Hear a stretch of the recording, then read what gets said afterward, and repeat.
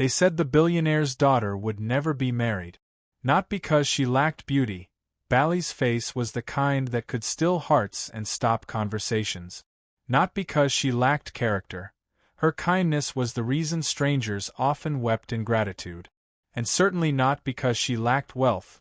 Her father, Francis, was a man whose empire stretched from oil fields to high-rise towers. No. Their reason was far darker. A curse. They whispered it in boardrooms, in markets, in schools, and even within Francis's mansion walls. The daughters of Francis's bloodline shall never find marriage. If they dare to wear a wedding gown, it shall become their burial shroud before the sun rises. This was not a rumor born from envy alone. It was an ancient wound carried from Bally's grandmother, a wound no wealth could heal. Francis had heard the curse as a child. His mother, Emilia, was a woman of fiery beauty and deep scars. She had once been adored, but when her husband's family turned against her, they mistreated her until her last breath. On her deathbed, broken and abandoned, she uttered words soaked in anguish. If this family ever celebrates the marriage of a daughter, let sorrow sit at their table instead of joy. Let her veil turn into a cloth of mourning. Let no bride born of my womb walk freely into her husband's home. Those words, birthed in pain, became chains that followed Francis's children. And so, when Bally was born, his only daughter, her cry was celebrated with gold and silver, yet shadows danced at the edges of the celebration. Elders shook their heads, whispering, "Beautiful, yes, but cursed." Bally grew up not knowing the weight on her shoulders. At age 6, she asked her mother, "Why do the aunties always stop talking when I enter the room?" Her mother would smile weakly, pressing her to her chest, and whisper, "Because you shine too brightly for them." But children are not blind. By the time she was 12, Bally overheard the maids at the mansion's gate. "Poor girl," one said, shaking her head. "No matter how rich she becomes, no man will dare put a ring on her finger." The words stabbed her heart, though she hid her tears. At 16, when other girls received love notes and proposals of courtship, Bally received only silence. Boys admired her from afar, but when whispers of the cursed daughter reached their families, they disappeared like shadows at dawn. Her father, Francis, tried to shield her. He poured wealth at her feet, hoping money could erase whispers. He sent her to the best schools abroad, gave her the freedom of the world, but money could not buy peace of mind. Even in foreign lands, Nigerian tabloids traveled with her name. Francis's daughter, beautiful but cursed. Bally's heart broke in ways no one could see. She smiled at galas, spoke elegantly at conferences, and carried herself with grace. But at night she lay awake, asking herself the same cruel question: "Am I destined to be unloved?" One evening, when she was 22, Bally returned home to find her father staring out of the balcony, his eyes heavy with sorrow. "Papa," she whispered, "why do they say such things about me?" Francis's chest tightened. He had kept the truth from her long enough. His voice trembled as he answered, "Because of my mother, Emilia. She cursed this family before she died." Bally's lips quivered. "A curse? On me? But why? What did I do?" Francis turned, his face etched with guilt. "Nothing, my child. You were only born into my bloodline, and for that, they believe you will never know the joy of marriage." Tears streamed down her face. Her knees buckled, and she fell against his chest. "So I am doomed? To live alone? To be mocked forever?" Francis tightened his embrace, his powerful arms trembling. "No, Bally. You are not doomed. Curses are only words, painful words, yes, but words nonetheless. You will rise above them." But deep inside, even Francis feared. For he had seen what happened before. His cousin's daughter, who tried to marry, collapsed dead on her wedding night. His sister's child, engaged to a wealthy merchant, disappeared mysteriously days before the wedding. The curse was real. And so Bally carried a double burden. Not only was she a daughter of wealth in a society that envied privilege, but she was also a daughter marked by doom. She bore the weight with quiet strength, but inside, loneliness was eating her alive. At gatherings, her so-called friends whispered behind their champagne glasses. "She's rich, but she'll die in her wedding gown. Better to be poor and married than rich and cursed." Some men approached her for her father's money, but when they learned of the curse, they fled. Others mocked her openly, using her pain as entertainment. Yet Bally endured. She learned to dress her scars with dignity, to turn her tears into silence. But every birthday candle she blew, every gala she attended, every headline that carried her name reminded her of one truth. The world had already written her story. They had already declared her fate. They said the billionaire's daughter would never be married. And Bally, standing before her mirror with tears staining her gown, whispered to her reflection one night, "If love is not for me, then why was my heart made to feel it so deeply?" The mirror gave her no answer. But fate was already stirring in secret. Because far away, in a place she least expected, a man named Lambert was about to enter her story, and with him, the possibility of breaking chains older than her birth. Bally had everything the world claimed to desire: wealth, education, beauty, and grace. Yet, beneath all her blessings lay a wound deeper than poverty. She was unwanted. No matter where she went, the curse followed her like a shadow. At first, Bally tried to ignore it. She told herself that people gossiped about anyone who stood too tall in life. But gossip grew into mockery, and mockery grew into wounds that never healed. It started in her teenage years. At school, Bally was admired by her classmates, but admiration quickly soured into whispers. A boy once tried to give her a rose on Valentine's Day, but his friends laughed, pulling him away. "Are you mad? Do you want to die young?" they jeered. Another time, during a school debate, Bally's eloquence won her applause, but afterward, a girl sneered loudly enough for everyone to hear. "What's the point of being smart when you'll never have a husband?" The hall erupted with laughter. Bally stood frozen, her smile glued painfully to her lips. That night, she cried herself to sleep, hugging her pillow like it was the only friend she had. By the time she turned 18, suitors began to come. Some were drawn by her father's wealth, others by her beauty. But they never stayed. One suitor, a promising young lawyer, seemed sincere. He visited often, bringing flowers and promises. But weeks into their courtship, he stopped coming. When Bally finally asked him why, his eyes betrayed his fear. "My mother warned me," he whispered, avoiding her gaze. "She said if I marry you, I will not live to see my children grow. I am sorry, Bally. I cannot risk my life." And just like that, he left. That night, Bally smashed the bouquet he had once given her. The roses, once bright and red, now looked like cruel reminders of what she could never have. Even within her own family, she was not safe. Jealous cousins mocked her behind her back, snickering whenever she walked into the room. At a family gathering, one cousin muttered loudly, "With all this beauty and money, it will still end in tears. Better we inherit her father's wealth when she dies alone." Bally heard it. Her chest tightened, but she lifted her head high. She had mastered the art of silence, but silence never erased the sting. Francis, her father, noticed her pain. He showered her with everything wealth could buy. Luxury cars, diamond necklaces, private jets, international trip. But none of it filled the emptiness inside her. "Papa," Bally once asked him over dinner, "what use is gold if I cannot share it with love? What use is all this wealth if every night I sleep alone, mocked and hated by the world?" Francis dropped his fork, his hands trembling. His eyes, full of guilt, searched hers. He wanted to tell her that curses were just words, that her beauty and strength would win. But the truth haunted him. He too feared the curse was real. He held her hand instead. "My child," he whispered, "your life is worth more than their mockery. Love may delay, but it will not deny you." But Bally, deep inside, no longer believed him. Her so-called friends were no different. They pretended to care but betrayed her when it suited them. One evening, she overheard two of them laughing in the bathroom at a gala. Imagine being that rich and still undateable, one said.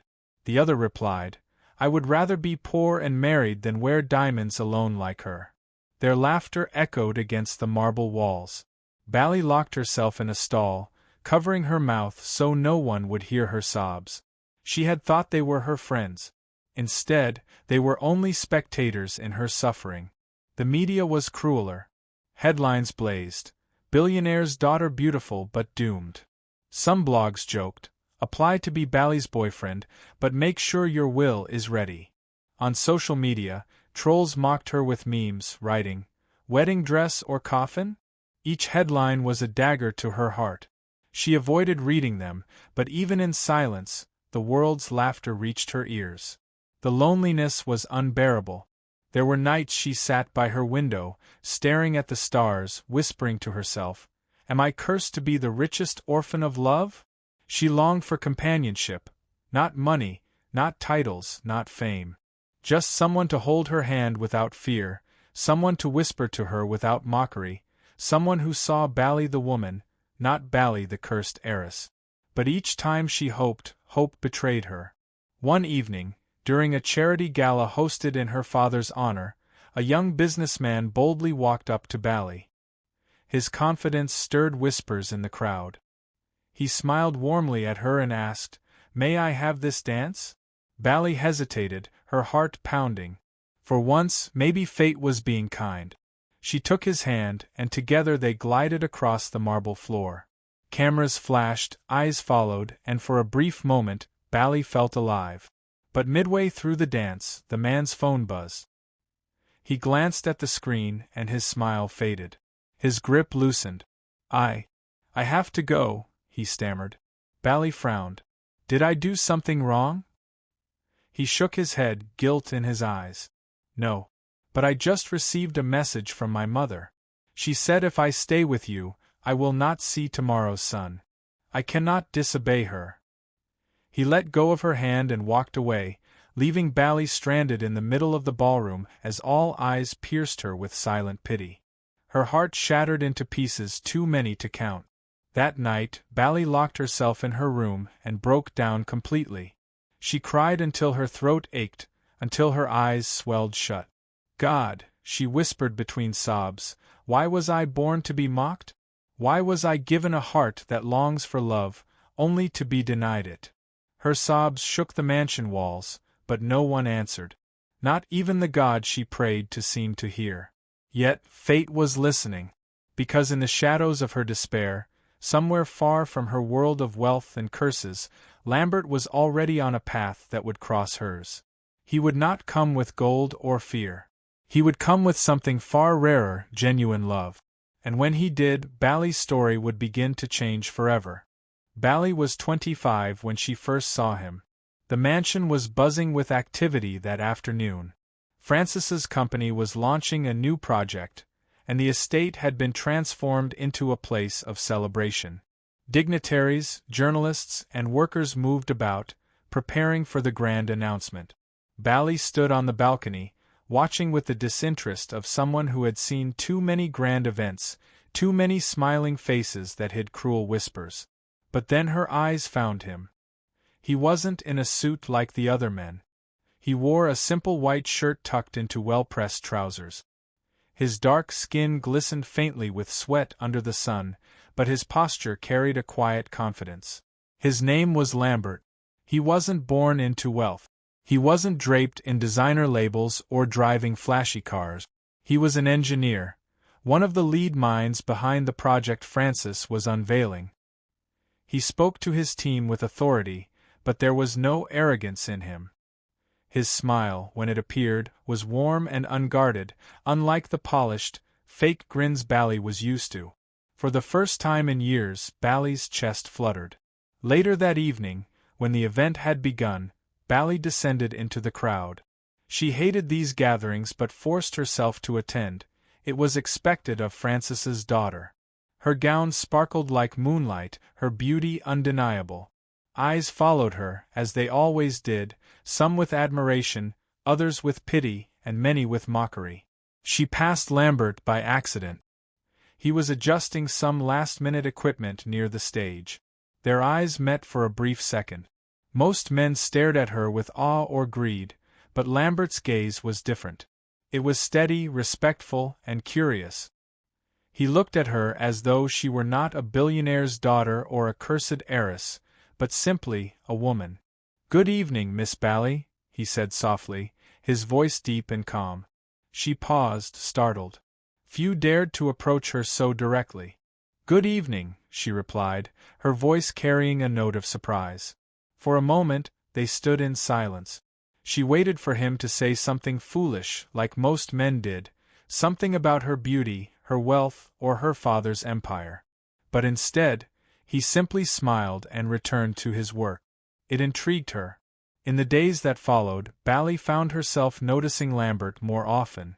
He was different. While others gossiped and schemed, he focused on his work.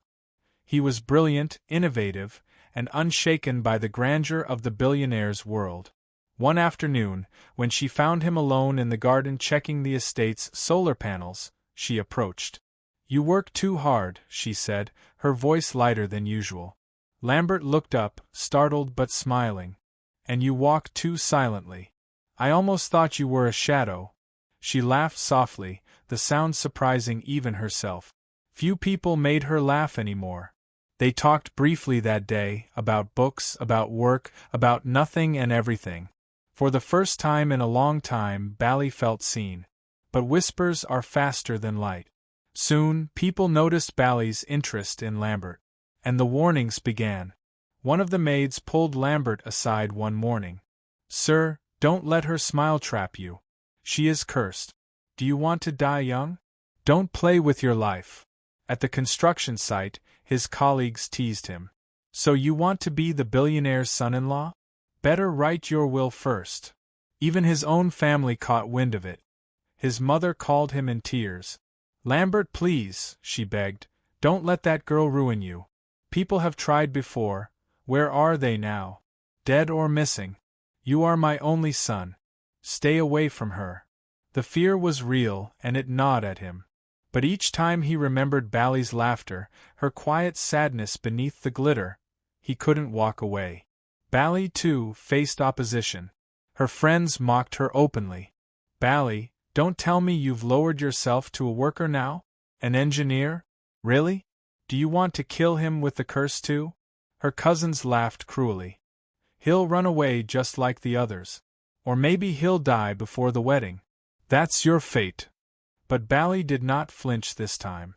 She had suffered mockery all her life, yet Lambert's presence gave her something new, hope. One evening, Lambert found Bally alone in the mansion's library.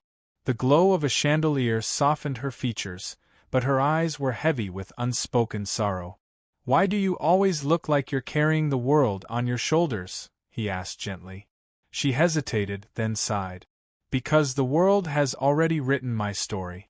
They say I'll never be married, Lambert. They say any man who dares to love me will die." Her voice broke. "Do you know what it feels like to be alive, yet treated like a ghost? To be admired but never chosen? To be mocked for something you never caused?" Her tears spilled. Lambert's chest tightened. He wanted to comfort her, to erase her pain. Slowly, he reached out and held her hand. "I don't believe in curses," he whispered. "I believe in people.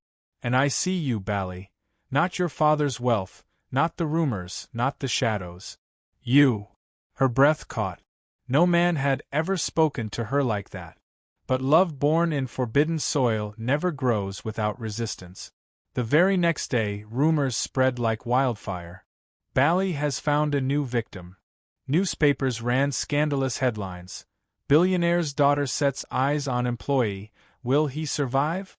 Francis himself was furious when he heard. He summoned Lambert into his office, his voice thunderous. "Do you know what you're doing? Do you want to die? Do you want to drag my daughter into more mockery?" Lambert stood firm. "With all due respect, sir, I am not afraid of death. I only want to protect her from loneliness." Francis was silenced. For years, he had begged God to send someone who would love Bally for who she was, not for his money. Could this simple man be the answer? But the adversaries would not let it be. Bally's relatives, hungry for Francis's empire, intensified their schemes. They leaked more stories, mocked Bally at public gatherings, and cornered Lambert with threats. "You will die if you marry her," one hissed.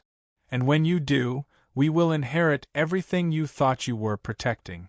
Lambert's nights grew heavy with fear. But every time he saw Bally's eyes, filled with both pain and courage, he knew walking away would be the real death. And so, against the warnings of family, friends, society, and even the shadow of a curse, Lambert chose to stay. Love had taken root, and it was forbidden, dangerous, reckless, and impossible to contain. For Bally, this was the first time someone had not run. For Lambert, it was the first time love meant defying the whole world. And for their adversaries, it was the beginning of a battle they never thought they'd lose. Love has never been an easy road, but for Bally and Lambert it was war. At first, their bond was a secret they protected carefully. They met in hidden corners of the estate, exchanged glances across crowded rooms, and stole moments of laughter when no one was watching. For Bally, it was a rebirth. For Lambert, it was the fulfillment of something his soul had longed for. But secrets never stay buried. Not when adversaries are waiting for blood. It started with the tabloids. One morning, as Bally sipped her tea by the balcony, her phone buzzed with a notification. Her face turned pale as she read the headlines splashed across every media outlet. "Billionaire's daughter ensnaring commoner. Will he be her next victim?" Bally's heart sank. Pictures of her and Lambert at the garden were plastered across the internet. Someone had taken them in secret. The comments were cruel. "That poor boy should run before he ends up in a coffin." "Bally strikes again. Another dead fiancé loading. Why can't she accept her fate and live alone in her mansion?" Her hands trembled as she scrolled. Tears blurred her vision, but what hurt most was not the words, it was the laughter. The whole world was laughing at her again. Francis, enraged, summoned his extended family for a private meeting. He wanted answers, but instead, he got venom. One uncle leaned forward, his lips curling into a cruel smile. "Francis, you are foolish. Why encourage this madness? Do you want to bury another man because of your cursed daughter? The world already laughs at us. End this now." Another cousin sneered. "Let her be. If she insists on love, then let her destroy herself. Better for us, we'll inherit your empire sooner." The words cut Francis like knives. He slammed his hand on the table. "She is my daughter. Mock me if you wish, but do not mock her." But his voice was drowned by laughter. His enemies, his own blood, fed on Bally's pain like vultures circling a dying animal. Meanwhile, Lambert's life turned into chaos. At the construction site, workers no longer respected him. "Olga Lambert," they jeered, "when the curse kills you, can I have your car?" His manager pulled him aside. "Listen, you are brilliant, but this scandal is ruining your career. Investors are asking if you'll live long enough to finish this project. Step away from that girl." Even his friends turned cold. One by one, they warned him to leave Bally, insisting he was walking into his grave. But Lambert stood his ground. "I am not afraid of curses," he said firmly. "I am afraid of regret. And regret is what I will live with if I abandon her." His family, however, was not as strong. His mother, desperate and trembling, visited him one night. She held his face with wrinkled hands, tears streaming down her cheeks. "Lambert, please don't do this," she begged. "I raised you with my whole heart. You are all I have. Don't let that girl steal you from me. Her love is a death sentence." Lambert hugged her tightly, his own tears falling. "Mama, I understand your fear. But Bally is not a curse. She is a woman, wounded, mocked, but full of love. If I walk away, who will stand for her?" His mother sobbed harder. "Then I will lose you, either to her or to the curse." Lambert said nothing, but his silence was an answer. Bally, meanwhile, was being crushed under pressure. At a charity gala, Her adversaries made their boldest move. As she walked into the hall, arm in arm with Lambert, whispers erupted. Some guests clutched their pearls, others scoffed loudly. Cameras flashed, capturing every moment like hungry wolves. A bold journalist called out, "Miss Bally, is this your next victim? How long before the curse takes him too?" The room erupted in laughter. Bally froze. Her chest tightened, and tears threatened to spill. She wanted to run, but Lambert squeezed her hand firmly. "Look at me," he whispered. "Not them. Me." She lifted her eyes to his, and his steady gaze anchored her. But the adversaries were relentless. A wealthy socialite raised her glass and shouted mockingly, "To Bally, the most beautiful widow before the wedding." Laughter roared again. Cameras caught it all. Bally's humiliation was now public property.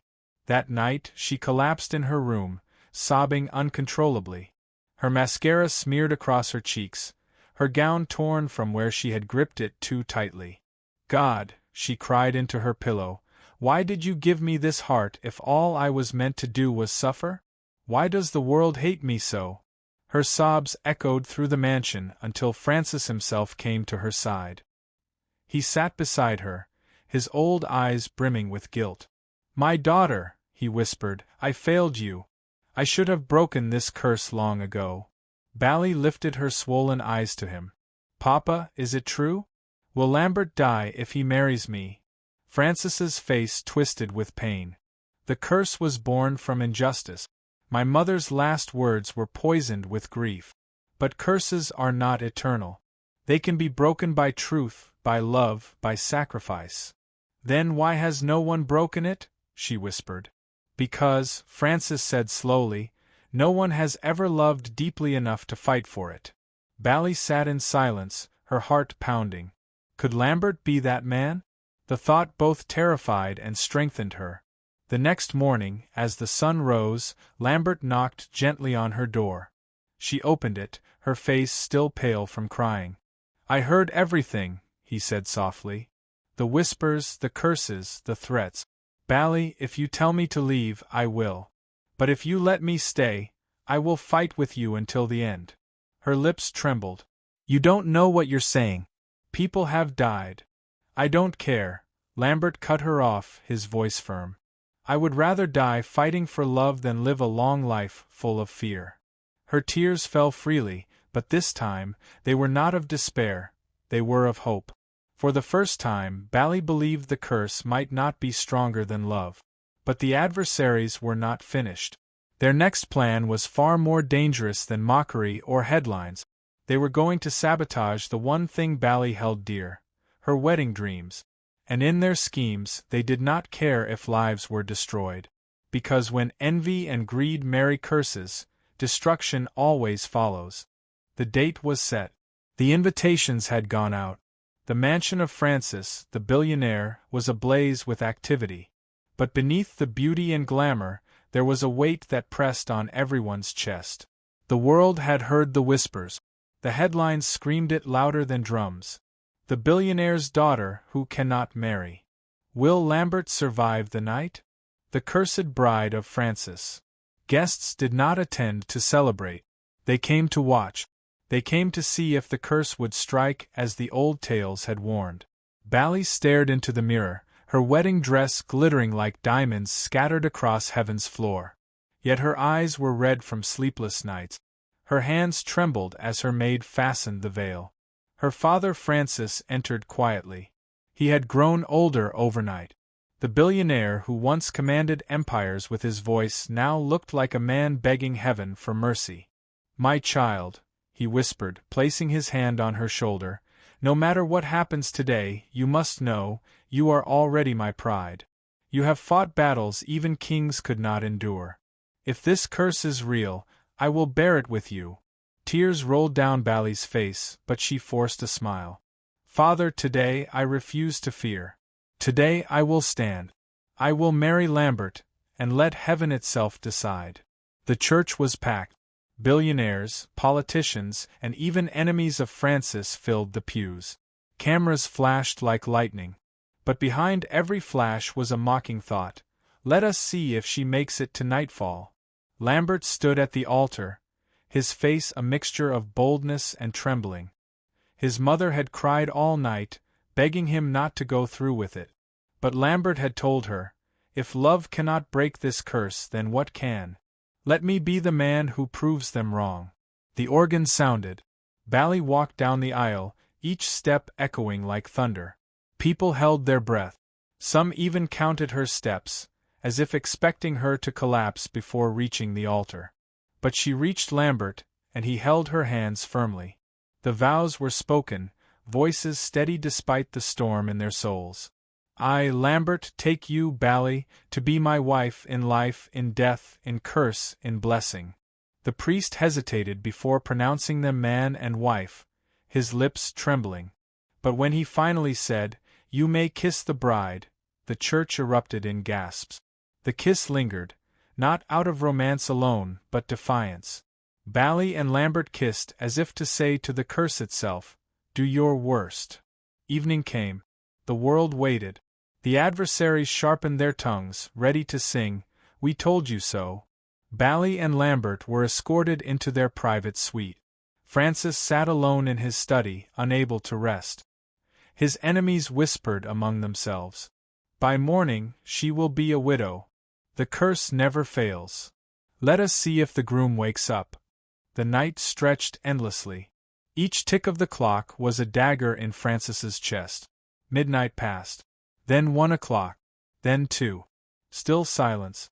At sunrise, the doors of the suite opened. Bally stepped out, radiant, her face glowing brighter than the sun. Lambert followed, alive and smiling, holding her hand firmly. Gasps filled the hall. Enemies who had sharpened their words now swallowed them like stones. The curse was broken. Love had triumphed. Bally raised her voice, trembling yet powerful. "Look at me. For years you laughed at me, mocked me, called me cursed. You told me I would never wear this dress, never walk down that aisle, never find love. But here I stand, not by wealth, not by pride, but by love that fear could not kill. To all who doubted me, shame on your lips forever." The hall fell silent. Tears rolled down Francis's face as he embraced his daughter and her husband. For the first time in decades, the curse of his family was no more. The newspapers that day did not carry mockery. They carried awe. Love breaks the curse. The billionaire's daughter marries and wins. Bally and Lambert, a wedding for the ages. The adversaries who once sneered at Bally could not lift their heads. The world had watched for her downfall, but instead, they witnessed her rising.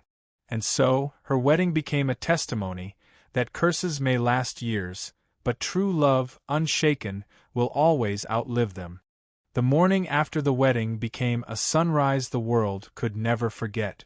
Bally and Lambert walked hand in hand through the grand ballroom, their faces glowing with peace and joy. The world had expected tragedy, but what they saw instead was victory.